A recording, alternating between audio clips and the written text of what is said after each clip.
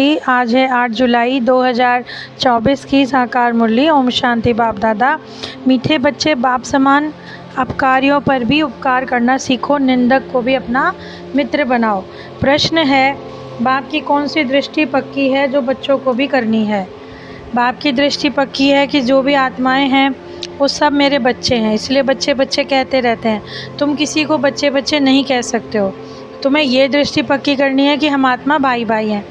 भाई को देख के भाई से बात करो, इससे रूहानी प्यार रहता है। क्रिमिनल ख्यालात ख़त्म हो जाते हैं, निंदा करने वाला भी मित्र बन जाएगा। ओम शांति। रूहानी बाप बैठ समझाते हैं। रूहानी बाप का नाम क्या है? जरूर कहेंगे शिव। सबका रूहानी बाप है, उनको भगवान कहा जाता है। तुम बच्चों में भी नंबरवार पुरुषार्थ अनुसार समझते हैं कि ये जो आकाशवाणी कहते हैं, अब आकाशवाणी किसकी निकलती है? शिव बाबा की। तो जो भी सब आत्माएं हैं अपने बाप को भूल गई हैं, अनेक प्रकार के गान करते हैं। ये तो ड्रामा है, आफतें तो आनी है तो आती रहती हैं। कितने मनुष्य मरते हैं, कितने जानवर आदि मरते हैं, मनुष्य कितने दुखी होते हैं। बाप बैठ कुछ समझाते हैं। मनुष्य बाप की महिमा भी करते हैं, ग्लानि भी करते हैं। वंडर है, मुख्य ग्लानि जो ईश्वर को सर्वव्यापी कहा है, इसी से गिर पड़े हैं। गायन है कि निंदा हमारी जो करे, मित्र हमारा सोई। अब हम जास्ती ग्लानि किसकी की है? बच्चों ने बाबा की। तो फिर मित्र भी तुम ही बनते हो। यूँ तो ग्लानि सारी दुनिया करती है, उसमें भी नंबर 1 तुम हो, फिर तुम ही मित्र बनते हो।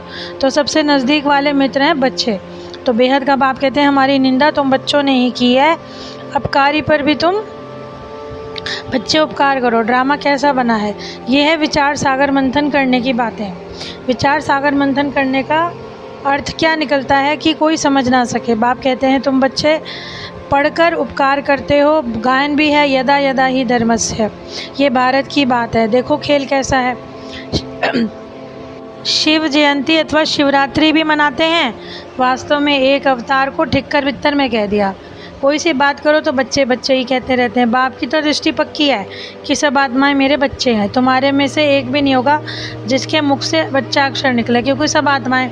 ये भी ड्रामा, इसलिए भी कुछ गम खुशी नहीं होती कि हमारे सभी बच्चे हैं। कोई ने मेहतर का शरीर धारण किया, कोई ने फलाने का। तो बाबा को बच्चे की नज़र कहने की आदत पड़ गई है, क्योंकि उनकी नज़र में सब आत्माएं हैं। उनमें भी गरीब अच्छे लगते हैं, क्योंकि ड्रामा अनुसार उन्होंने बहुत ग्लानि की और फिर मेरे पास आ गए। तो सिर्फ ये लक्ष्मी नारायण है जिनकी कभी ग्लानि नहीं की जाती। श्री कृष्ण की भी बहुत ग्लानि की है। वंडर है ना, श्री कृष्ण ही बड़ा बना तो फिर उसकी ग्लानि नहीं की। ऐसी गुएँ बातें कोई समझा थोड़ी सकते हैं। इसमें चाहिए सोने का बर्तन। इसमें याद की यात्रा से ही बन सकते हैं। तो यहाँ बैठे यथार्थ थोड़ी याद करते हो। ये नहीं समझते कि हम छोटी आत्मा है। याद भी बुद्धि से करना है। ये बुद्धि में आता ही नहीं कि छोटी सी आत्मा हमारा बाप और टीचर भी है। ये बुद्धि में आना भी असंभव है। बाबा कहते हैं दुख में सिमरन सब करें, सुख में कोई याद नहीं करता। तो यहाँ इतनी दुख आफतें आती हैं तो कहते हैं हे भगवान रहम करो, कृपा करो। अब बच्चे बनते हैं तो लिखते हैं कृपा करो, शक्ति दो। बाबा लिखते हैं शक्ति आप ही योग बल से लो, अपने ऊपर आप ही रहम करो, अपने आप को राजे तिलक अपने आप दो। युक्ति बता सकता हूँ कैसे दे सकते हो। टीचर सिर्फ पढ़ाने की युक्ति बताते हैं, स्टूडेंट का काम है पढ़ना, डायरेक्शन पर चलना। टीचर कोई कृपा थोड़ी करते हैं, गुरु आदि। तो जो अच्छे बच्चे होते हैं वो दौड़ेंगे। हर एक स्वतंत्र है, जितनी दौड़ी लगाना चाहे। याद की यात्रा भी एक दौड़ी है। एक एक आत्मा इंडिपेंडेंट है। भाई बहन का नाता भी छुड़ा दिया। भाई भाई समझो, फिर क्रिमिनल आई छूट जाती है। इस समय मनुष्यों के सभी अंग क्रिमिनल है। किसी को घूंसा लात मारो, ये भी अंग क्रिमिनल हो गया। वहाँ कोई अंग क्रिमिनल नहीं होगा। यहाँ तो आप क्रिमिनल अंग से काम भी करते हो। सबसे जास्ती क्रिमिनल आँख है, क्योंकि विकार की आशा पूरी नहीं हुई तो हाथ पैर चलने पड़ते हैं। तो पहले हैं आँखें। तभी तो सूरदास की कहानी है कि उन्होंने आँखें भी नहीं मांगी। शिव बाबा को जो ज्ञान का सागर कहा जाता है, ये तुम समझते हो कि शिव बाबा कोई पुस्तक नहीं उठाते, क्योंकि वो हैं नॉलेजफुल बीज रूप, सृष्टि का बाप बीज है। बाप समझाते हैं मेरा निवास स्थान मूल वतन है। अभी मैं इस शरीर में विराजमान हूँ, तो कोई कह नहीं सकता कि मैं सृष्टि का बीज रूप हूँ। मैं परमपिता परमात्मा, मुझे कोई ऐसा नहीं जानता। सेंसिबल कोई अच्छा हो, कोई कहे ईश्वर सर्वव्यापी, तो पूछो क्या तुम ईश्वर हो? यानी अगर सब में ईश्वर है तो तुम ही अल्लाह हो ही नहीं सकता। परंतु कोई सेंसिबल है ही नहीं। अल्लाह का तो किसी को पता ही नहीं, खुद ही कहते हैं मैं अल्लाह हूँ। तो इंग्लिश में कह देते हैं ओमनी प्रेजेंट। कभी नहीं समझ सकते बच्चे। अब जानते हैं कि शिव बाबा की जयंती सो नए विश्व की जयंती, उसमें पवित्रता, सुख, शांति सब कुछ आ जाता है। शिव जयंती सो कृष्ण और सो दशहरा जयंती। शिव जयंती वो दीपमाला और स्वर्ग जयंती सभी जयंतियाँ आ गई। तो बाप बैठ समझाते हैं कि शिव जयंती सो शिवालय जयंती वैशाल्य मरंती। ये सब बातें नहीं बैठकर बाबा ही समझाते हैं जो विश्व में शांति हो सके। बाबा कहते हैं मैं सबसे पहले आकर सदगति ही करता हूँ। जो स्वर्ग और नरक का राज बच्चे को समझाते हैं, अच्छी रीति से समझना चाहिए। बाबा कहते हैं वेद के बच्चे सब हैं, अभी जो तुमको नॉलेज मिली है तुम साथ में उसको ले जाते हो, तो हमें ऐसा बाबा को याद करना है दिल से। बच्चों को पॉइंट्स तो अच्छी अच्छी रीति समझाते रहते हैं, दिन प्रतिदिन गुए बातें समझाते हैं। दुख के पहाड़ अब निकलने वाले हैं, गिरने वाले हैं, सतयुग में दुख का नाम नहीं। तो राम को भगवान कहते हैं, फिर भगवान को सर्वव्यापी कहना ये है सबसे बड़े से बड़ा झूठ। तो बाबा कहते हैं मैं जब सच्चा धर्म आकर स्थापना करता हूँ तभी गायन है यदा यदा ही धर्मस्य। कलयुग है ही झूठा खंड, तो बाबा को सच्चा खंड बनाना होता है आकर। अच्छा, प्राण प्यारे बाप दादा प्रति याद प्यार, मीठे मीठे सिकिल हृदय बाप दादा प्रति बच्चों का याद प्यार और गुड मॉर्निंग। रूहानी बच्चों की रूहानी बाप को नमस्ते।